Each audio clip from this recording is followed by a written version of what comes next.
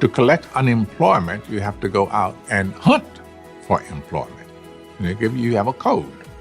And mine was as a clerk typist, so you go out and you look for work as a clerk typist. And one day, I can't keep being forced to be a clerk typist. So I went to the employment office and I asked to see the supervisor. And I was led into this office, and this pretty little lady, redhead, whose name was Mrs. Lipton. What can I do for you? I said, you're forcing me to be something I'm not. I have to go out and look for work as a clerk typist. I'm not a clerk typist, I'm an actor. So I just can't keep doing it this way. You took this thing and stamped my employment book. Said you got 6 months. Go be an actor. So if Mrs. Lipton is alive today, Mrs. Lipton, I'm an actor. There's no way to ever tell what's going to be successful because you have to wait till an audience says it's successful. You know, you just go and do your best and enjoy yourself. When I read the script for Shawshank Redemption, nobody said what role to play. And I called my agent and said, what role? I'll do anything in here. Any role they want me to do, I'll do. He said, they want you to play Red. I was like, what? That's the whole movie. I own it. Good. Box office success is actually, it stands alone because the box office success when the Shawshank Redemption came out was Dumb and Dumber. But that's, you know, just the juxtaposition of box office and what's that other term? Critical. Shawshank got really good reviews, but because nobody could say Shawshank Redemption, it didn't get word of mouth. And I don't care how much you promote a film, if you don't have word of mouth, you ain't promoting it.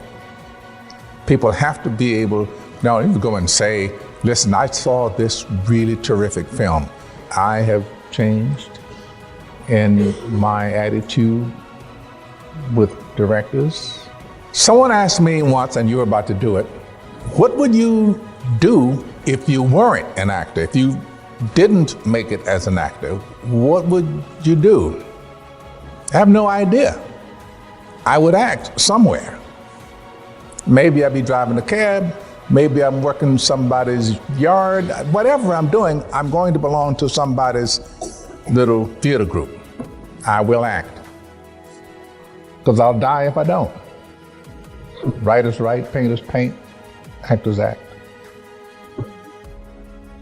If you spend 20 years waiting tables, at night, if you were a writer, you're writing. And it's the same thing with any discipline. Painters paint. I don't care what else they have to do to put food on the table or pay the rent, they paint. And I think that's the same way all the way around. I don't think wealth, personally, I don't think wealth and genetics have anything to do with each other, actually. If you're born in the U.S., it really doesn't matter the condition of your birth. What matters is what you inherit from your nurturing, from your environment, whether or not you're going, I'm just from the standpoint of having been born with little. You can always get out of that. Say you're born as one of the untouchables in India, there you are. And if you're born into the super rich, there you are. Here, you can be born to the super rich, but 3-4 generations down the line, it's gone. Everybody doesn't. Courage is the key to life itself. There are a lot of people who are born in situations where they say, I'll never get out of this. So they won't. I say to people who say, I would like to have done so and so and so. So you could have done it. If you can think of it, you can do it. That's the human condition. If we can imagine it, we can do it. Right. And I think that's the condition of each individual human. Right. We have a much more vibrant society when we don't have such a vast chasm between the haves and the have-nots. We need that middle ground that we call the middle class, the people who buy everything, people who use the products that the rich are creating, if they're creating anything other than wealth, right? So it's what's happening with the Chinese economy right now. They're changing their whole outlook because they need consumers. And without a middle class, you're not going to have consumers. You're not going to have it at the level that we normally would have it.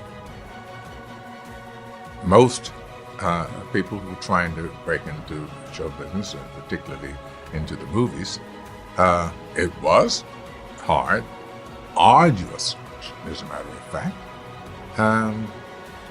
And there were times when I said, not going to work out, you better start thinking about something else to do. But each time I got to that point, something providential happened. So, I'm where I was meant to be. That talent is competition. But once you establish yourself, I think that's it. You are established. And the only way to fall down is to get too full of yourself. Most of the time when you risk your life to save another, you're not thinking. You're just reacting. So I would hope that I would have the selflessness to risk my life, seriously risk my life to save another.